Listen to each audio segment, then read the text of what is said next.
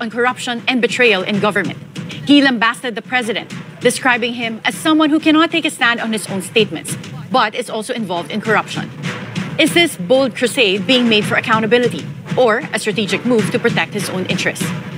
With us this morning is former Ilocos Sur Governor and longtime political kingmaker, Luis Chavit Singson. Good morning, Manong Chavit. Good morning, Karen. Good morning sa lahat po nakikinig sa programa niyo. Manong Chavit, sa tagal niyo na po sa politika, bakit ngayon lang kayo nag-decide magsalita tungkol sa corruption and anomalies? Dahil sobra na eh. Nababalitaan ko na yan noon, pero sobra na. So that's the reason why I'm here, para sabihin, para maintindihan ng taong bayan itong graft and corruption. Now, susundan ko lang siya. Ang sabi niya, nakakaya kayo. Ang ginawa niyo sa flood control. Totoo na may Alzheimer siya, nakalimutan niya, kasama siya. Bakit po siya kasama? Eh, ang daming flood control sa Ilocos Norte. Ay yung mga Discayas, kung walang koneksyon sa Malacanang, paano sila nakakuha ng $500 billion worth of project in 3 years? Na term ni BBM. Half a trillion. 545 billion na nakuha. Sa 10 company ni Discaya. 4 sa construction company ni Discaya, nasa Ilocos Norte, contractor nila. Meron siyang 38 projects sa Discaya. OMG mga kababayan! Grabe, grabe, grabe! Ito na po kaya ang tumutugma doon kahapon sa revelasyon ni Gutesa na nabanggit niya po ang isa sa pinagdadalhang lugar dyan nga po sa Malacanang, mga kababayan. Dyan po sa Malacanang. Bakit po sa Malacanang? No? Bakit po sa Malacanang, mga kababayan? At bakit po bigla na lang pong may paglilihis at mukhang may pagtatakipan nung nabanggit narinig po itong Malacanang dito, mga kababayan? Tingnan niyo po ang reaksyon at ang mukha ni Senator Lacson nang mabanggit po itong Malacanang, mga kababayan. Ano po? Ito po yung Malacanang, mga kababayan, nung mabanggit po ito ay bigla pong nag-interject or nag-excuse me itong si Lacson. Panoorin po muna natin, mga kababayan. Sa panig ng pagdi-deliver sa bahay ni former Speaker Martin Romualdez, sinong tao ang nagre-receive? Sa mga ganun sir ang may contact, Your Honor, is yung si Paul at si Mark lang ang may contact doon sa receiver. So pagdating doon, nakabukas na yung gate doon sa Forbes, pumapasok na lang kami. Then pag nabuhat na namin yung mga malita na ibaba na, so lalabas na kami. Wala na kaming basta may deliver lang namin yung mga basura doon sa bahay, wala na kaming noon, Your Honor. Alin-aling bahay Yung ang 42. pinagdi-deliveran mo sa panig ni former Speaker Martin Romualdez? Yes, Your Honor, yung 42, yung dito sa may Forbes Park. Yun lang? Wala nang iba? Mayroon pa yung bago nakaraan doon sa 19 Nara, yung dating bahay ni Michael Yang. Sa pagkakatanda mo, mayroon pang ibang lugar na kung saan nagdi-deliver kayo? Sa Aguado, dyan sa Malacanang. Aguado? Excuse me, Senator Marcoleta. Sino Michael Yang? Yung dating sa Pugo yata yon. Sa? Yung dating sa Pugo. Yung Michael Yang. dating bahay ni Michael Yang. Dating bahay. Yes, Your Honor. Okay, thank you. Ibig mo sabihin, Ayun, mga kababayan, bigla niya pong ininterrupt. Nag-excuse po siya doon nang mabanggit po ang Malacanang. Papaano po nangyari yon na pagkatapos po nito, mga kababayan, wala na pong nag-follow up, no? Tandaan po ninyo, sinabi nito yung dating bahay ni Michael Yang doon sa Maynara. Kung sa pagkakatanda ko po, mga kababayan, yung sa Maynara po, no? Yung dating bahay ni Michael Yang, dito pa rin po sa Forbes Park yun, mga kababayan, o kaya sa McKinley or sa Taguig, no ho? Diyan pa rin po yan, ano ho? Ngayon, mga kababayan, kung ganon, saan po yung isa, yung sa Aguado? Sa Malacanang po yun. Doon po bahay rin isa ni Martin Romualdez. Teka lang, bakit hindi? Bakit hindi na lang dito mismo sa Forbes? At bakit hindi na lang dito sa may BGC? Bakit kailangan pang pumunta sa Malacanang kung walang talagang kinalaman yung nasa Malacanang at kung wala po talagang Alzheimer's disease itong ating Pangulong Marcos Jr. Ayon dito kay Governor Chavit Singson, mga kababayan. Ano ho? Ano ba ang inyong nakikita dito sa sinasabi ni Governor Chavit Singson, mga kababayan, na mukhang nagkaroon ng Alzheimer's disease, yata itong si Marcos Jr. Itong graft and corruption. Now, susundan ko lang siya. Ang sabi niya, nakakaya kayo na ginawa niyo sa flood control. Totoo na may Alzheimer's siya, nakalimutan niya, kasama siya. Bakit po siya kasama? So, Ang daming flood control sa Ilocos Norte. Ay yung mga Discayas, kung walang koneksyon sa Malacanang, paano sila nakakuha ng $500 billion worth of project in 3 years na term ni BBM? Ito ang dapat natin malaman, mga kababayan, dahil kung tutuusin, may punto po, may connection po ang sinasabi ni Governor Chavit Singson nga ang tanong, papaano nakakuha ang mga Diskaya ng kalahating trilyon, 500 billion pesos worth of project dito po sa Ilocos Sur sa panahon lang po ng 3 taon lang ng panunungkulan ni Marcos Jr. kung wala pong kinalaman o wala pong koneksyon ang mga Diskaya dito po kay BBM, mga kababayan. Nako. At magtataka pa kayo, mga kababayan, bago po ang lahat, ito pa, tingnan nyo po ito. Tingnan nyo po ito, mga kababayan, nung nabanggit po kahapon ang Malacanang, tingnan nyo po, pag nababanggit lang po yung mga Diskaya dati, pinapatunog na nila lagi. Lagi silang 2016, Duterte. Pero ito na mismo, nabanggit na yung mga Diskaya, nang banggit na yung Malacanang. Bakit? Tingnan nyo po itong mga mainstream media, mga kababayan, Inisa-isa ko po ito. Wala po kayo makikita rito na headline ng mga Malacanang po ang banggit nila. Wala po. Ito pong News 5, wala po silang inisa-isa ko po ito, mga kababayan, bago po tayo gumawa ng video ngayon. Inisa-isa ko po ito mula hanggang kahapon po, 17 hours. Wala pong headline dito na Malacanang, kundi mayroon lang po sila revelasyon, detalyadong revelasyon ni ganito, pero hindi po nila in-emphasize o itinitle man lang yung salitang Malacanang na isa po sa pinagdadalhan ng pera nito pong si Gutesa na dati pong security aid ni Zaldico na nagdi-deliver ng pera kay Zaldico at kay Martin Romualdez at yung isang bahay ni Martin Romualdez dyan sa Malacanang. Maliwanag pa sa sikat ng araw. Ito pong naglalakihang mga mainstream media, mga kababayan, maliwanag po sa sikat ng araw na hindi po nila binabalita kung ano po ang dapat malaman ng taong yan. Wala ka po rito makikita na kanina pong hinidline man lang ang pangalang Malacanang.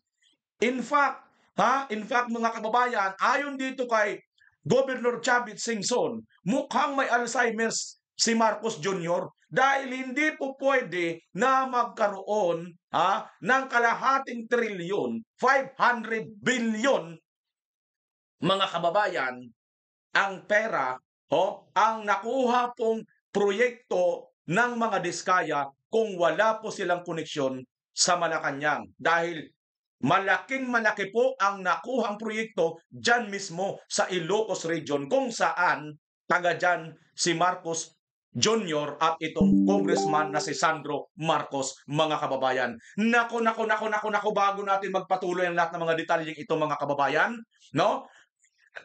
comment muna kayo kung gusto nyo bang ma-invite itong si Governor Chavit Singson. At mukhang, bakit di ba naalala nyo, mga kababayan, si Governor Chavit Singson nung nauna pang pagdinig bago ito kahapon, mayroon nang sinasabi na dapat i-invite ito si Governor Chavit Singson. Bakit tila bagang nabahag itong si Lacson, nabahag ang buntot na imbitahin, hindi lang si Zaldico, hindi lang si Martin Romualdez, pati itong si Governor Chavit Singson. Ganito po ba ang Senado ngayon? Ganito na ba kaduwag ngayon ang Blue Ribbon Committee mula nang mawala kay Senator Marcolita? Samantalang si Senator Marcolita, bagamat mayroon inter-parliamentary courtesy, na hindi na nila kailangan imbitahin itong mga executive official, yung sa presidente, vice president, or kapwa nila congressman o senador, pero wala rin pong nagbabawal kung mag-i-invite sila. Yun po ang maliwanag na batas, mga kababayan. Huwag po kayong maniniwala dyan kay Tulpog, kay Toplok. Si Toplok kasi, babalagtutin yung batas. Yun po ang kagustuhan nitong isang senador na Toplok.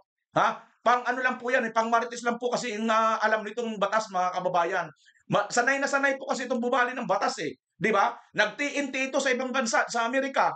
Ano yun? Di ba, labag sa batas? Ngayon, gusto niyang i-define yun na ginawa lang niya yun dahil sa gusto niyang buhayin ang kanyang pamilya. O anong ibig sabihin? Gusto mong buhayin ang iyong pamilya sa masamang paraan, sa maling paraan, sa illegal na paraan. Tama ba yun? O kayo nang umusga mga kababayan. Well, bago tayo magtuloy-tuloy, humihingi po ako sa inyo ng isang like at isang share ng videong ito, at kung bago ka lang sa aking channel, pakisubscribe na rin, pakipindot mo ang notification bell all nang sa ganun ay lagi kang updated sa lahat ng ating mga upload. Mahalaga po ito mga kababayan sapagkat kamukha po nito, wala na po kayong makikita sa mga mainstream media. Ang mga mainstream media po ngayon ay pagtatakpan po yung ano ang dapat malaman ng taong bayan. Kaya po ang ginagawa po natin dito ay hindi po tayo basta lang po nagbabalita. Nire-reaksyonan po natin ang kanila pong mga binabalita. At the same time, binibigyan natin ng komentaryo at opinyon. Sapagkat mahalaga po mga kababayan, katulad sa inyo, katulad ko, magkaroon po tayo ng komentaryo at opinyon kung ano po masasabi natin sa mga nangyayari at ibinabalita po nitong ating mga mainstream media. Kita nyo naman mga kababayan, di ba ga? Narinig natin dito sa hearing kahapon sa Senado? Ha? Di ba ga sinabi dito? Sinabi dito ng mga nitong Gutesa na sa Malacanang, mga kababayan. Ulitin natin itong video na ito. Kung saan pa siya nagde-deliver, mga kababayan. Ito talaga ang video na ito ang nakapagpaano Biruin nyo, wala na pong nag-follow up dito Natapos na lang po ito mga kababayan. No? Natapos po itong hearing na ito pero wala na pong nakapag-follow up. Pero ang kagandahan lang dito kay Senator Marcolita, nailatag niya po ito. Nasa taong bayan na, nasa atin na po, nasa inyo na po na nanonood at na mga nagbabalita na kung paano po nila ibabalita or i-enhance pa nila yung mga nakita at napanood na po natin dito po sa naganap na hearing, mga kababayan sa Senado. Ituloy natin. Martin Romualdez. Yes, Your Honor, yung 42, yung dito sa may Forbes Park. Yun lang? Wala nang iba? Ayan yung number 42, sa Forbes Park po yun mga kababayan. Yun lang, sabi ni Senator Marcolita, ano sabi niya? Mayroon pa yung bagong nakaraan doon sa 19 Nara, yung dating bahay ni Michael Yang. 19 Nara, sa nakaraan, bahay ni Michael Yang. Yun yung bahay ni Michael Yang, 19 Nara Sa pagkakatanda mo, mayroon pang ibang lugar na kung saan nagde-deliver kayo? Sa Agua. So, ibang lugar na po ito mga kababayan doon sa bahay ni Michael Yang sa Nara, number 19, iba yon Dito naman, iba naman ito mga kababayan. Kasi in-emphasize ni Senator Marcolita Sa pagkakatanda mo, mayroon pang ibang lugar na kung saan nagde-deliver kayo? Sa Aguado, dyan sa Malacanang. Aguado? Excuse me, Senator Marcolita. Sino? Biglang singit mga kababayan si Lacson sa Aguado, sa Malacanang. Alam niyo po ilang beses na po ako nakapasok diyan sa Malacanang. Alam ko po may Aguado po diyan sa Malacanang At bilang isang Marines, isang sundalo, alam niya rin po 'yan kasi siyempre perhaps baka nakapasok na rin to diyan sa lugar na 'yan. At yan nga nagde-deliver na nga sila. Sa dami-dami ng pagdideliveran, bakit kailangan pa sa Malacanang? Wala ba kayo naiisip mga kababayan? Hindi niyo ba naiisip bakit sa Malacanang pa yung isang deliver? Bakit? Nang mabanggit itong Malacanang na ito, biglang singit si Lacson. Kayo? Sa Aguado, dyan sa Malacanang. Aguado? Excuse me, Senator Marcolita. Sino Michael Yang? Yung dating sa Pugo yata yon. Alam niyo, kung hindi lang siguro nag-excuse ito si na itutuloy na ni ni Senator Marcolita sa Aguado. Unti-unti nang ilalabasan ang detalye kung saan mismo sa Malacanang Naalala niyo dati, mayroon dyan, sabi nga doon sa balita ng Batas PH ba yun, na nareaksyonan din natin dito, may nahulihang shabu or nagbebenta or mga drug pusher, dyan sa Malacanang compound. One stone away, one throw stone away. Yung isang pagbato mo lang ng bato, abot mo na yung Palacio de Pulboro. Palacio ng Malacanang. Hindi pala Pulburon. Palacio ng Malacanang lang pala. Ngayon mga kababayan, bakit ba ganyan, Hindi ko na kontento. Ito talaga kung walang kinalaman, itong Malacanang, mga kababayan, dito sa nangyayari na yan. Ngayon, ano na sinasabi dito ni ni Governor Chavit Singson, mga kababayan, na may Alzheimer's na daw yata ito si Marcos? Naniniwala ba kayo may Alzheimer's na si Marcos, mga kababayan? Kaya, kung walang koneksyon sa Malacanang, paano sila nakakuha ng $500 billion worth of project in 3 years na term ni BBM? Oh, paano ka nakakuha ng $500 billion project sa term ni BBM kung walang koneksyon? Ayoko pong mag-connect dadat, mga kababayan, pero kayo na ang mag-analyze, mga kababayan. Nabanggit itong lugar, nabanggit itong pinaglalagyan ng pera, pinagdadalhan ng pera diyan na mismo sa Malacanang. Pagkatapos, ito ngayon ayaw nilang imbitahin itong si Chavit Singson. Ito na nga sinabi dito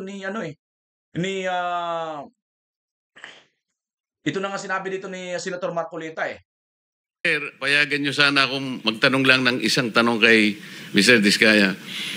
Mr. Diskaya, naalala mo, nagkaroon ka ng supplemental affidavit na binasa mo dito. Medyo mahaba pa nga di ba? Naalala mo yung nakaraan? Ito yung supplemental affidavit mo. Yes po, Your Honor. Na may petsang September 23, 2025. Ito yung nakaraang hearing natin. Yes po, Your Honor. Napansin ko kasi nung pinakinggan ko tiningnan ko sa ating transcript, parang hindi mo binasa yung paragraph 30 na kung saan binabanggit dito yung DPWH Region 1. Nako, mga kababayan, mukhang tumutugma ito dito sa sinasabi ni Governor Chavit Singson. Na ito daw DPWH Region 1. Nako. Tuloy mo, Senator Marcoleta. Ano ba ang nilaktawan ng mga Diskaya? At mukhang hindi binasa ng mga Diskaya. Chinek ko talaga kaninang umaga, nirecheck ko uli, hindi nasama sa binasa mo ito. Ano ito, nagkamali ka lang o... Your Honor, talagang hindi ko po nabasa dahil masyado na pong mahaba yung yung binabasa ko po. Tingnan nyo, mga kababayan, tingnan nyo sabi niya rito, mukhang hindi niya daw po nabasa dahil sa sobrang dami na ng kanyang binasa. Nako, hindi pala uubra ito, mga kababayan, dito sa isang matalinong senador na si Senador Marcoleta. Kasi sinabi ni Senator Marcoleta, chinik ko dito, kumbaga nag-review sila doon sa mga nakarang hearing, hindi mo nabanggit ito. Ang rason ngayon ni Diskaya, sa sobrang dami na, ay hindi na raw niyan nabanggit. Pero teka lang, mga kababayan, i-reveal ni Senator Marcoleta na hindi yan ang dahilan na sobrang dami na, kaya hindi mo na binanggit. Kung di, mukhang nalaktawan ito, mga kababayan. Ang tanong, sinadya ba itong laktawan ng mga Diskaya para hindi mapunta sa Ilocos yung investigasyon at kumukonekta doon kay Governor Chavit Singson? Tuloy natin, mga kababayan. Mabuti na lang talaga at mayroon tayong senador na katulad ni Marcoleta. Hindi nga, sabihin mo na nagkamali ka lang, hindi mo sinasadya. Hindi po sinasadya. Pero dito po, wala rin po Hindi nakasulat. Baka nakalimutan pong ilagay, kaya hindi ko po nabasa. Tsaka Sala, mga kababayan, dyan daw sa kanyang script, na binasa niya, wala daw doon. Naku, booking. Ano to? Tapos, mga kababayan, pinatigil na daw siya.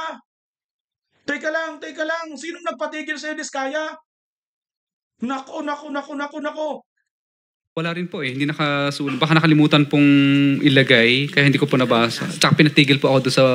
Nakatigil... ito, sorry. Nagkamali po ng page. Ito po, 30 po sa Region 1. Meron pala. Oo nga, nandito yung paragraph 30. DPWS Region 1. Yes po, Your Honor. Pero nung checking ko yung transcript, hindi mo binasa ito. Opo, yes po, Honor, kasi mahaba na po. Hindi, nabasa mo yung 31 hanggang 30 hanggang 37 eh. Ito nalaktaban mo yung 30. Kaya lang ako nagtataka, kaya tinatanong kita, sinadya mo ba to o nagkamali ka lang? Hindi po, Your Honor, kasi napatigil na po ako noon nung...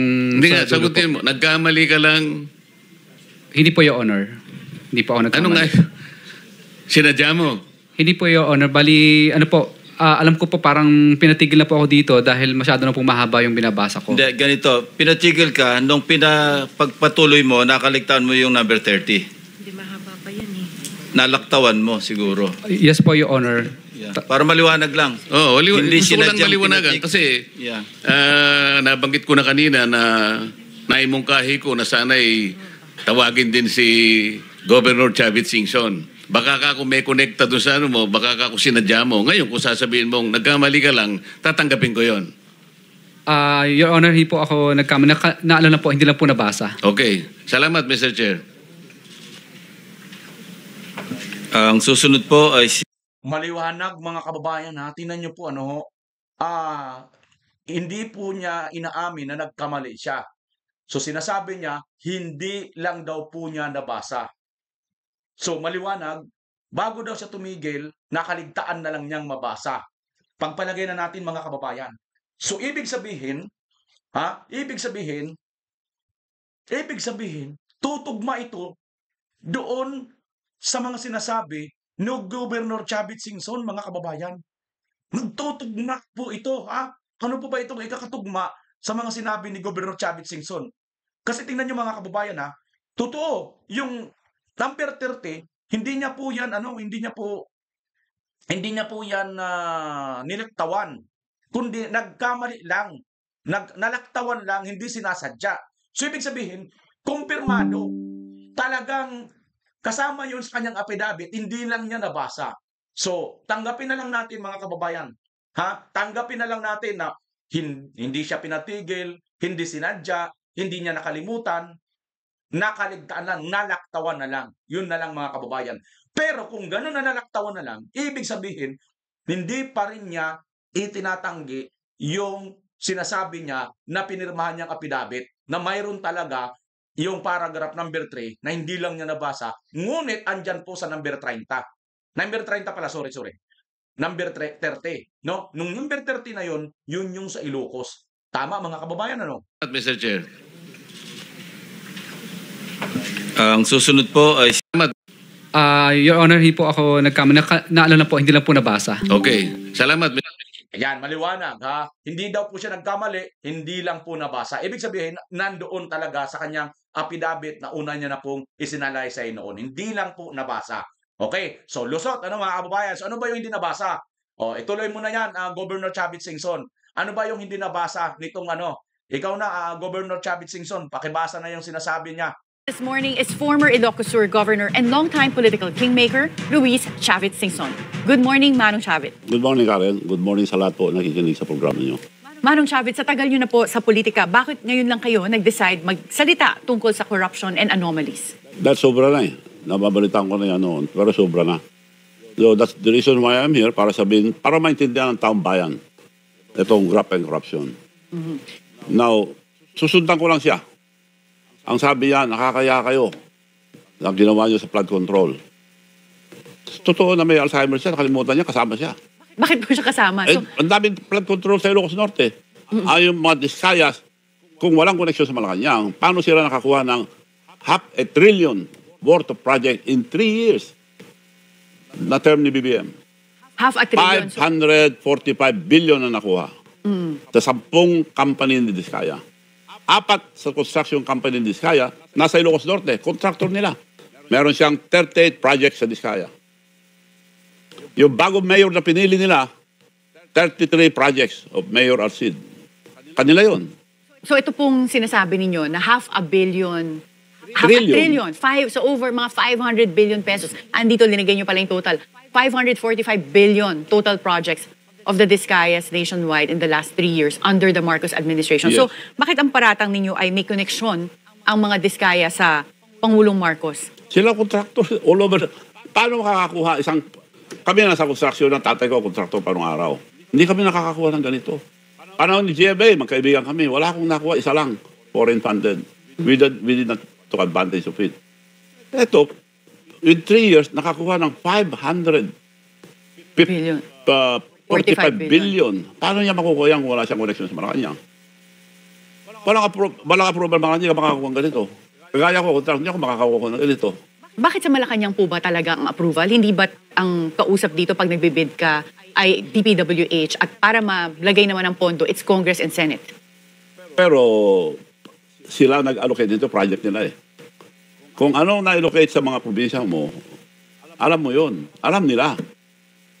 So yung mga ghost project, dyan nanggagaling dahil kung sobra ang kinukuhang porsyento para makabayad sila sa kinunan nila, siyempre magbabayad sila para makakuha ng maraming project. If pasusubcontract naman. Kung yung nakasubcontract, gusto yung kumita agad, pasubcontract ulit, magiging substandard na yung project. Or yun ang umpisaan ng mga ghost project. So dapat umpisaan dito yung mga ghost project. Pero kung sinasabi niyo pong involved ang presidente or alam niya na ganito karaming projects ang napupunta sa mga favored contractors niya. For example, ang allegation niyo dito is meron silang connection sa Discayas. Bakit po i-expose ng presidente ito? It's either may Alzheimer siya o umaarte lang, biniblame ngayon sa iba. Dahil alam niya puputok na ito eh. Yun mga kababayan, grabe. Na-real talk talaga siya dito. Ano ho? It's either may Alzheimer's na ito, si Marcos Jr. o di kaya isisisi sa iba. Tama mga kababayan. Kaya pala ang script nila lagi papunta sa 2016 sa mga Duterte. At sabi nga ni Governor Chavit Singson, it's either, sabi nga ng tanong sa kanya, kung talagang maaaring may connection siya dito, bakit niya ito inilabas? Ang sagot sa kanya ni Governor Chavit Singson, it's either mayroon na siyang sakit na Alzheimer's, sakit sa kalimot, or isisisi sa iba. Pili na lang kayo mga kababayan kung ano yung ginagawa ngayon nila. Or pili na lang kayo kung ano doon ang inyong papaniwalaan. Comment nyo dyan sa baba. Alzheimer's ba o isisisi sa iba? Pero kung ganun po, hindi ba ang tatamaan sila rin? At mga kamag-anak niya, you have Speaker Martin Romualdez and even his son, Congressman Sandro, is in Congress. Pinalalabas niya siya hero. Ang tinamaan lahat ng mga kasama niya, pati siya. Paano nangyari ang allegation niya, nangyayari pa nung araw yan? Ay pagpalagay mo totoo yan. Bakit niya tinulerate? For 3 years, 545 billion na nakuha ang Diskaya na nagpapakita ng yaman. Correct, grabe mga kababayan. Ito talaga, kailangan si Governor Chavit Singson talaga makarating sa Senado, ano? Sige, sabi nga ni Governor, ito nga rin yung sinasabi natin noong pa. Ipagpalagay na natin, no? Na noong panahon ni PRRD 2016 pa yan. Bakit na tinolerate? At bakit, paano nangyari? Na sa kanyang panahon, 3 years pa lang, nakakuha na ng kalahating trilyon, 500 billion peso na contract project, itong mga Diskaya, kung wala talagang connection sa kanya. At bakit papunta sa Malacanang yung delivery ng bilyon-bilyon pera? Ayon dito sa kay Gutesa na dating aide ni Zaldico. Nagtutugma talaga lahat mga kababayan. Ito, hindi na po sila rito basta-basta makakawala. Ewan ko lang ang ating mga militar, hindi pa ako nag-uudyok, pero siguro naman bilang may mga utak kayo, mayroon kayong mga pinag-aralan, mayroon kayong intelligence thinking, no? Practical thinking, logical thinking, alam niyo na ito. Naglalabasan na ito. Ano pa ba ang nakikita ninyo? No? Protektahan ninyo ang taong bayan, hindi po pwede na manahimik na lang kayo. Tandaan po ninyo, nanumpa kayo para protektahan ang taong bayan. Dapat sana hipuin naman ang inyong mga puso at isip para magising kayo na kailangan nyo palang proteksyonan ang taong bayan sa ganitong ginagawang pandarambong. Inimbestiga ngayon.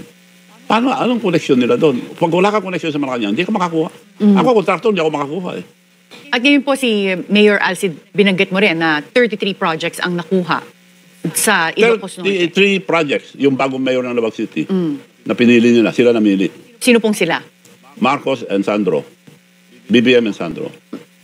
Dahil unang eleksyon, nung sinamahan ko si BBM, bakit nyo kontray yung pinsan nyo? Kalabanin, kasama rin natin yan para mabotong Ilocos Norte. Hindi na kasi maturuan sabi niya. Sino po ang nagsabi nun? BBM. Kaya yung pinalitan nilang mayor ay yung pinsan nila. Ang pinalitan nila itong si Mayor Brian Alcid. Yes. Yan ang Michael sinabi Alcid. ngayon. Oo, si Brian Alcid. But bakit yung po nasabing yung projects, 33 projects, napunta kay Mayor Alcid, yung bagong mayor, kung ang mga mayor naman, dapat wala silang implementation, wala rin silang Bawal nga. projects. Yun. In the It's first conflict place, of bawal interest. yun. Yes. Now, kung wala siyang koneksyon kay Sandro, wala siyang project. But ano po yung proof nyo to say na 33 projects ay pag-aari ni Mayor Alcid? Ito ang kumpanya niya eh. Megapolitan Builders and Construction Supply. Ito po yung pinapakita nyo dito na accumulated contract cost na 1.89 billion pesos. Yes. At ang dinagay nyo dito, owned by Luwag City Mayor Brian Alcid. Yes, siya ang may-ari ng construction company. Ito, kinuha ko lang sa pinablis nila. Kaya... Doon sa isa, isumo mo sa Pangulo website. Oo. Diyan ko lang inad lahat to. So, ewan ko kung may Alzheimer sila o hindi nila alam ginagawa nila. Damay sila. Lahat yan. They open up a gate na hindi na nila kayang takpan. Isa-isayin po natin yung mga paratang nyo laban kay President Bongbong Marcos. Alam mo, yung sinabi ni Governor Chavit Singson, they open up the gate na hindi na nila kayang pagtakpan. Alam nyo ano to eh. Yan yung sinasabi ni Vice President Inday Sara, no? Dahil, yung gaba, dili magsaba. Alam nyo, kasi minsan, tayo rito may mga pangyayari na hindi na natin kaya eh. Pero, tandaan po ninyo, pag hindi na po natin kaya, tao, mayroon pong makakakaya. Basta hindi na natin talaga kaya, may makakakaya. Tingnan nyo po mga kababayan. Taong bayan, sigaw ng sigaw, sinungaling ka, Marcos Jr., sinungaling ka, wala yung mga flood control mo na yan, wala yan, wala kami nakikitang ganyan. Oh, tinawanan lang tayo, di ba? Tinawanan lang tayo. Tao lang tayo lahat, di ba? Nagsasalita na napakarami, lalo na tayo mga Duterte supporters. Pinapak-check na inaano natin siya. Wala yan kasi wala talaga eh. Kung mayroon man mga depekto, naniwala ba sila? Hindi.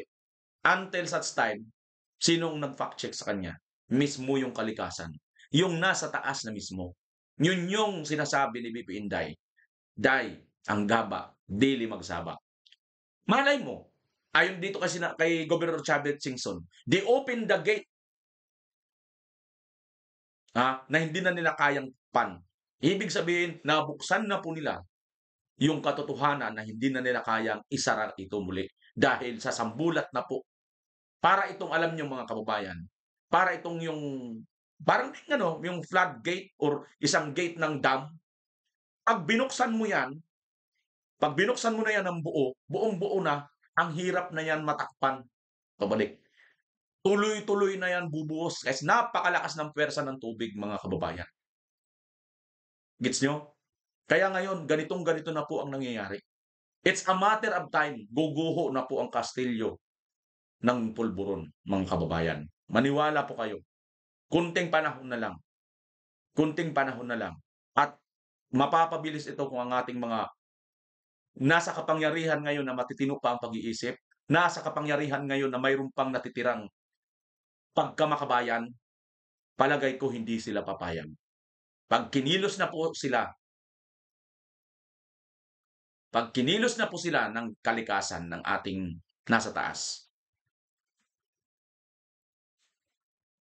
Una sinabi niyo, wala siyang iisang salita. Wala. Bakit niyo po nasabi to?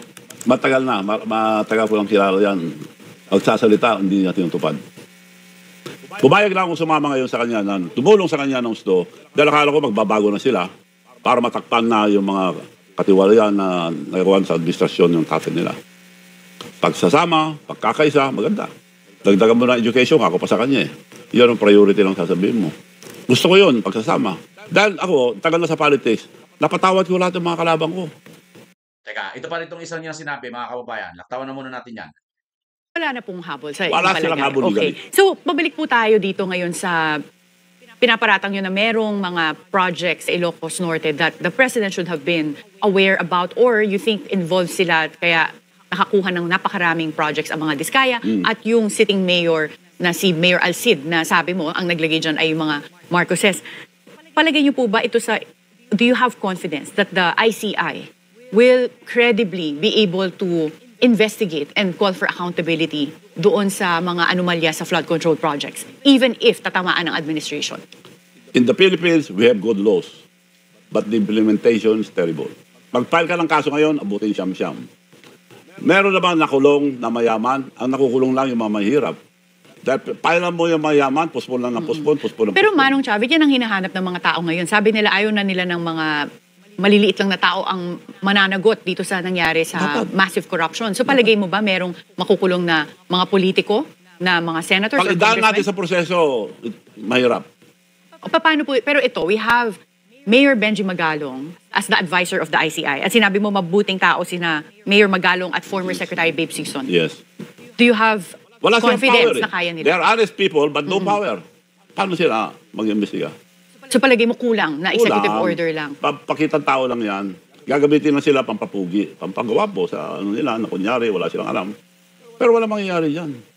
The only way, kako nga, ang gobyerno natin, sobra ng bulok. Parang kotse yan, hindi na-andar. Pa-overhaul mo, papalitan mo na ng pyesa, hindi pa rin na-andar. You have to change government. Ang suggestion ko, it should be a meeting. Tanggalin si BBM, tapos mag-meeting ang military, police, and all the justices, Supreme Court justices, and all the religious organization to form a new government. So parang revolutionary government Revolutionary yung naisip government. mo? As a businessman, hindi nyo ba naisip na magulo yun? Oh. Kaya history will repeat itself. Kailangan revolutionary government, kagaya tinake over ni Cory, it was the old Marcos. So, kung hindi, walang mangyayari. Wala ba Ayan mga kababayan, yung suggestions ni Governor Chavit Singson, revolutionary government, no? Kagaya rin ni Cory Aquino noon, tinanggal si Marcos Sr. at ipinalit itong si Cory sa pamamagitan ng revolutionary government, no? Yun nga, ipinalit itong si Cory Aquino, mga kababayan. So ito po ang malinaw, mauulit po ang kasaysayan sa lalo at madaling panahon na po, mga kababayan. Mauulit po ito sa nangyayari ngayon dahil matindi po, flood of corruption po ang nangyayari dito po sa ating bansa ngayon, na nagkakaisa po ang mga mainstream media na tumahimik po, no? Kita nyo po mga kababayan, bago po tayo nag-live, bago po tayo nag-video ngayon, mga kababayan, ay birinaus ko po isa-isa itong mga mainstream media natin. Ayan po mga kababayan, nakikita nyo po, akin pong binabrowse pa isa-isa, mga kababayan, ha? Tingnan nyo po dyan kung mayroon kayong makikita na title, no, na Malacanang nabanggit na pinagdideliveran ng pera ni Gutesa. Ha? Mga kababayan, maliwanag naman po, sinabi ni Gutesa, isa sa kanyang dinideliveran na lugar ay ang Malacanang. Mga kababayan, na di umano, nandoon ang isa sa bahay ni Romualdez. Mga kababayan. So, sa tingin nyo ba, may bahay naman si Romualdez sa Nara, may bahay naman sa Forbes, may bahay kung saan-saan. Bakit sa Malacanang pa? Bakit sa Malacanang pa, mga kababayan? Ha? Taga Malacanang ba si Romualdez? Well, nakikita natin ibang mga video na umaasta si Romualdez na presidente, di ba? Kung maglakad, akala mo presidente, umaper sa mga kung ano-anong mga pang-presidente lang na mga dapat umaper, siya yung nandoon, di ba? Yun, pero hindi siya presidente. So supposed to be, hindi siya dapat nakatira doon sa Malacanang. Tama ba ako, mga kababayan? O, comment nyo kung mali ako. Kasi ang alam ko, ang Malacanang, tirahan niya ng presidente. Hindi nga dyan nakatira yung vice presidente. Tama hindi. Ang vice president, ibang lugar. Iba ang pinag-uopisinihan. Kasi naka-exclusive po yung Malacanang sa presidente. Diyan po nakatira. Bakit nandoon sa Malacanang itong si Romualdez, mga kababayan? Ha? Dahil ba kamag-anak siya? Hindi rin. Kasi first family. First family ba? Hindi. Kasi cousin siya eh. Di ba? So, ngayon mga kababayan, ito, tinitingnan ko dito talaga, wala itong mga mainstream media, ito JMA, wala po natin makikita dito sa JMA na ito pong si Malacanang ay kanila pong binabanggit dito. Ganon lang din itong ABS-CBN, lalo na itong ABS-CBN, mga kababayan, na napapabalita di umano, mayroon daw share dito yung politiko. Hindi ko alam kung sinong politiko, mga kababayan. So kayo na mag-search, pero may alam na ako kung sino ang politiko na may-ari na rin nitong ABS-CBN na ito. Di ko lang alam kung sino, ha? Oh. Pero may alam na ako. Ay, bansa ang gulo nyo, no? Pero ito ang pinag-uusapan natin, mga kababayan. Tinitingnan ko lang po kanilang thumbnails at mga titles. Wala ka pong mababasa rito nabanggit nila ang Malacanang. Oh? 1 day ago na, so wala na dyan. Dapat sa 20 hours ago lang, no? Mahigit, or 23 hours. Pag 1 day ago na, wala na. Ayan, no?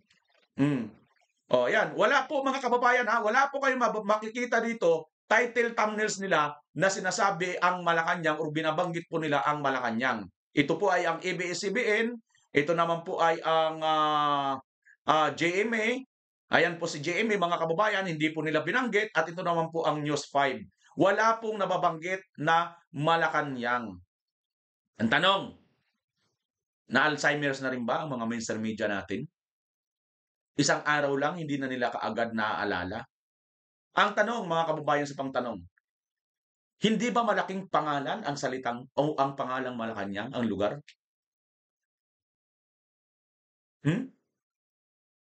Ayon kay Governor Chavit Singson, may Alzheimer's, kung walang Alzheimer's si BBM, bakit niya nakalimutan itong mga ito? Ganon din kaya ang mga media sa loob ng isang araw lang, nagka-Alzheimer sila at hindi nila nilagay sa title ang Malacanang? Anong dahilan, mga kababayan? Anong dahilan? Yan po ang ating aabangan, mga kababayan. At ngayon, ito na naman, itong si Gutesa, mayroong umipal-ipal na abogado, mga kababayan. Ang kanya daw po, mga kababayan, ay testimonya ay mawawalang saysay daw dahil mayroong abogado, yung nagnotaryo daw dito ay hindi daw niya kinikilalang pirma niya yung nasa notaryo. Tingnan na natin, mga kababayan, panoorin muna natin ito. Neutral ito, hindi po dito to sa News 5, mga kababayan, isang mapapanood po natin. Ano ba ang pagkakatungkol doon sa notaryo niya? Panoorin natin. Professor, isa lang, sa dami po ng mga pangalan na nabanggit kahapon, doon sa nangyaring hearing, meron po ba kayo napansin na red flag kung sakali man, kung meron man po? Ito yung mga red flag, mga kababayan, Ito po yung red flag kahapon. Pakinggan ninyo kung paano ang mga red flag. Well, para sa akin naman kasi since these are sworn affidavits, no, except for the fact na yung kay Orly, binabanggit nung abogado yata nung law firm that hindi yata niya pirma yung notary, no? So hindi raw niya, kumaga pinapabulaanan niya na ito ay kanyang pinirmahan. Pero the mere fact that it was already said, no, it was already mentioned and it was a testimony that was said in public, I think it already holds weight, no? And siguro lang ayun, ito po ay isang political analyst na in-interview po ng News 5 naman din, no? Ang red flag daw po niya napansin niya ay yung tungkol doon sa mayroon daw law firm na nagsasabi na hindi daw po sila ang pumirma. Hindi daw nila pirma yung itong notaryo ni affidavit ni Gutesa. Ngayon, sabi naman dito nitong political analyst, may bigat na yon kasi nga nag-affirm na siya. Pumunta na nga siya diyan sa hearing mga kababayan. Ito, tuloy natin. May napansin lang din ako, no, nung banggit na yung issue about Malacanang, yung sa Aguado, no, biglang may pagkabig na nangyari, no, parang hindi masyadong na-amplify yung area na yon, na kung saan doon na sana papunta yung testimonya. Okay. Sige po. So, Professor. Ayun, mga kababayan, Ganon din si itong si Ted Filon, hindi na niya, di ba, mahilig ito sila mag-follow up, mga kababayan. Ito na nga ang napansin niya, red flag nga yun sige nga, tuloy ko lang bago natin na i-komentuhan. Kasama niyo po kami na nagmamasid at manonood pa rin po. Kung sakasakali man na agad silang magbibigay po ng schedule ng panibagong hearing, perhaps to clarify yung complexity, kung meron man nalilikhain noong pagsasabi ng abogado na hindi ako ang nagnotaryo dyan. Salamat na marami po sa inyo pong panahon, Professor, at mabuhay po. Kita nyo, mga kababayan, napansin nyo ba si Ted Filon? Hindi ko po sinisisi si Ted Filon pero sa totoo lang, mahilig po sila dyan mag-follow up. Tinanong siya, itong babae na kasama ni Ted Filon, May napansin ba kayong mga red flag? Ang napansin niyang red flag, yun nga, ito daw pong law firm ay hindi nga kinukonfirma yung perma niya doon sa notary nung affidavit na binasa ni Guteza. Ngayon, ang sagot naman nitong political analyst, may bigat na yun, kumbaga mayroon na yung sustansya dahil umapir na siya mismo. Kahit pa wala yung perma ng abogado kasi in EDAB legislation, nanumpa na official ng dokumento yung hawak or yung salaysay kahapon ni Guteza. Okay na mga kababayan. So nasagot na yon, yung isang red flag na yon, okay? Nasagot na yon. At yung isa pa niyang nasagot, ang tanong, ang napansin pa niyang red flag, sabi niya, nung nabanggit na yung sa Aguado, yung Malacanang, bakit hindi ito na-amplify? Ibig sabihin, hindi pa ito na-enhance, hindi pa ito nabanggit at walang nang nagtanong doon mga kababayan. Bukod sa walang nagtanong, nag-interrupt kaagad si Senator Lacson. Ang tanong, bakit nag-interrupt si Senator Lacson? Instead na mag-follow up at liwanagin, ano ba ang binabanggit mong Malacanang? Gets nyo mga kababayan? At dito naman sa interview kay ni Ted Filon, bakit hindi niya rin tinanong? Hindi siya nagtanong mga kababayan. Natanungin man lang niya, sandali, ano yung sinasabi mo? Oo nga pala, bakit walang nagtanong na? Wala mga kababayan, ito ano ko lang, hindi ko naman binabas dito si Ted Filon, pero alam niyo na mga kababayan, dahil nga tayo rito, masugid tayong taga-panood ni Ted Filon, napansin lang natin. Bilang isa rin po tayo sa komentarista sa Birada, tayo kasi pag may mga napapansin tayo, nagtatanong tayo, di ba? Mahilig din tayo magtanong sa mga isyu. At pag may napansin tayo, hindi natin palalagpasin. So kaya napalagpas lang ni Ted Filon. Kayo na sumagot mga kababayan, komentuhan ninyo kung tama ba yun or napalagpas lang ba talaga niya. Ito mga kababayan, tungkol pa rin dyan, isang abogado, ito ang post niya. Ito po si Attorney Niel Abayon. Kilala po siya. Nag-post po siya sa Facebook. Sabi niya rito, tungkol dyan, peke yung notaryo? Question mark. Sabi niya rito sa kanyang post. Irrelevant sa situation na to. Magkaiba ang public nature ng document from its evidentiary value. Sabi niya, tandaan, nag-appear yung affiant sa Senate nanumpa. Tapos, sinabi ulit yung testimonya niya orally during the hearing. Therefore, his testimony now forms part of the records. That's a big misconception na notarization is essential for validity of a testimony or para magka-evidentiary value ito.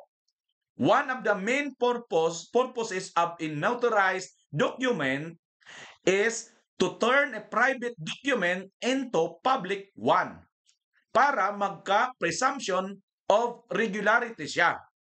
Nevertheless, pag magka-problema sa notaryo, may ibang paraan pa naman to prove na genuine yung testimony ng isang witness. Isa doon is yung nangyari dito. Pag-appear sa hearing, pagsumpa at salaysay niya sa hearing mismo. Abogado po ang nagsabi mga kababayan na yung pag-appear mismo, panumpa niya, pagsalaysay niya dyan sa hearing ay considered as in legal purposes na po yan mga kababayan. So, wala na pong problema kahit pa ang sasasabi nilang notaryo na yun, wala na po yun.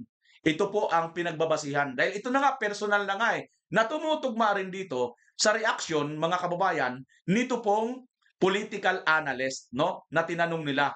Sa dami po ng mga pangalan na nabanggit kahapon, dun sa nangyaring hearing, meron po ba kayo napansin na red flag kung sakali man? Kung meron man po?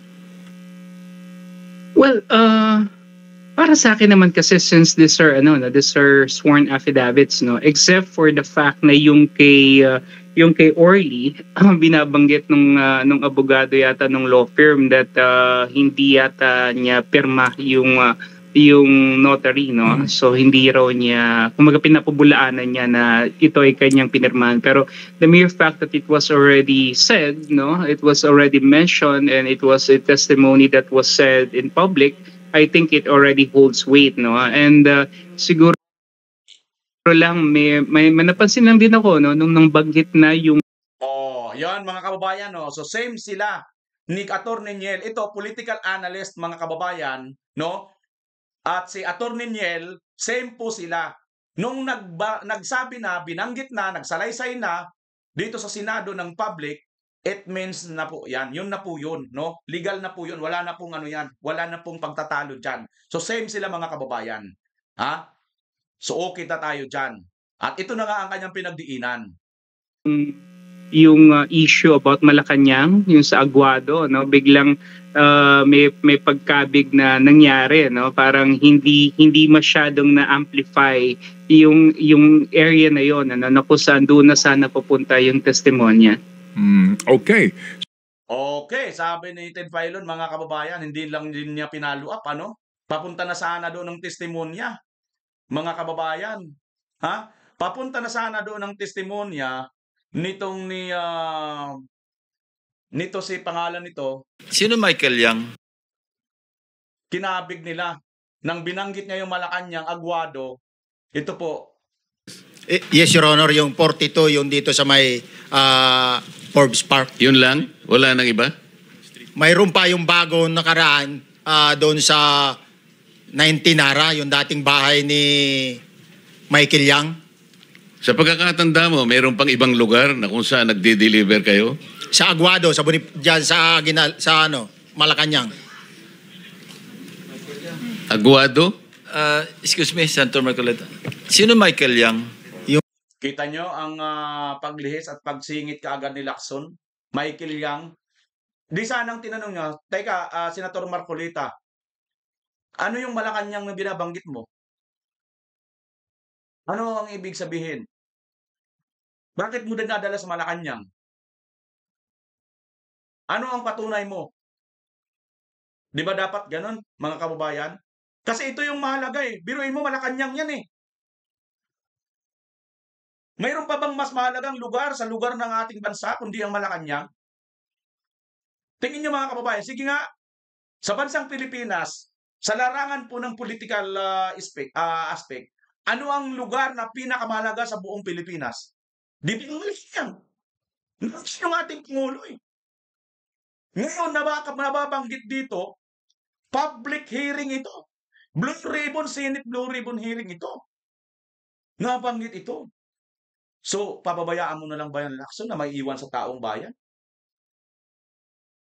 O, hindi natin alam kung bakit parang same-same kayo ng mga mainstream media na hindi po pinansin ang Malacanang na sinasabi nito pong ni Gutesa.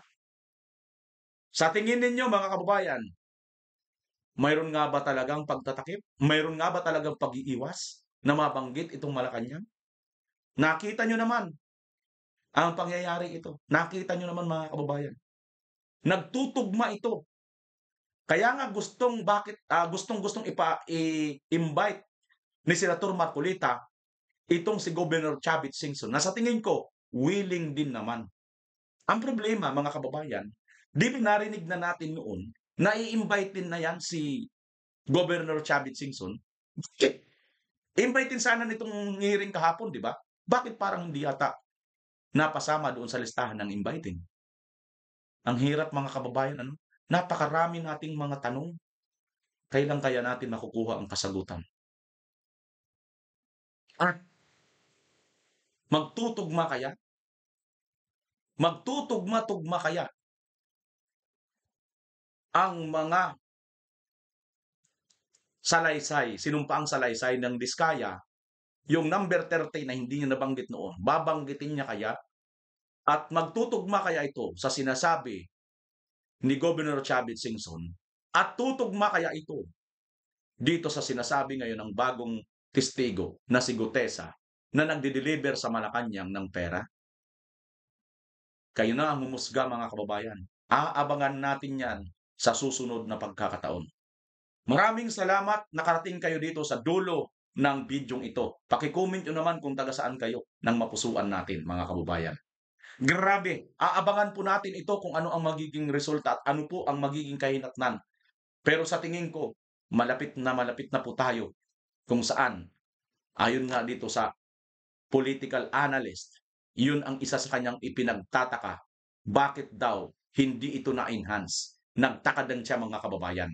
The mere fact that it was already said, no, it was already mentioned, and it was a testimony that was said in public, I think it already holds weight, no. And siguro lang may napansin lang din ako, no, nung banggit na yung issue about Malacanang, yung sa Aguado, no, biglang may pagkabig na nangyari, no, parang hindi masyadong na-amplify yung area na yon, ano, na kung saan doon na sana papunta yung testimonya. Okay. Ayon, mga kababayan, so papunta na sana doon ang testimonya, hindi lang po na-amplify or hindi lang na-enhance ng maigi. Kayo, kabayan, kung naniniwala kayo na dapat pang mailabas at mas marami pang dapat na ma-invite at lalo na itong si Governor Chavit Singson at pagharap-harapin silang tatlo, Gutesa, Diskaya, Governor Chavit Singson equals Palacio de Polvoron.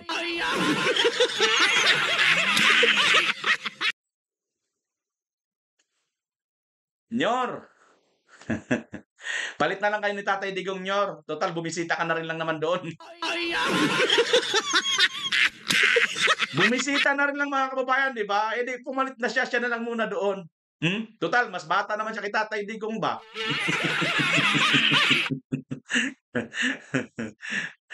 Ano rin to, mga kababayan, pwede rin siya maano dito sa humanity kasi daming namatay sa ano, di ba? Sa flood control, pag nagpatunayan, ang daming namatay dito eh. Hindi, totoo naman talaga, marami, di ba? O sige nga, mga kababayan, kung gaano karami ang mga namatay dito sa pangyayari ito dahil sa mga sira-sirang flood control project. Kung hindi sira, wala. At kaya naman pala, mga kababayan, ano? Itong Benguet, itong bagyo, ako. Kaya naman pala, taga dyan pala, itong sino? Yung nabanggit din, na isa rin sa tumatanggap. Ayon kay Gutesa, CIS party list. Di ba? Kanino ba yun? CIS, mga kababayan. Nabanggit yun. Ayan, mga kababayan, ako po yung muling nagpapasalamat sa inyong walang sawang pagsubaybay at pagpanonood sa ating channel. Huwag po sana rin kayo magsawa. Siyempre pa, lagi po tayong mag-iingat. At siyempre, Pilipinas, as always, God first po. Bye-bye!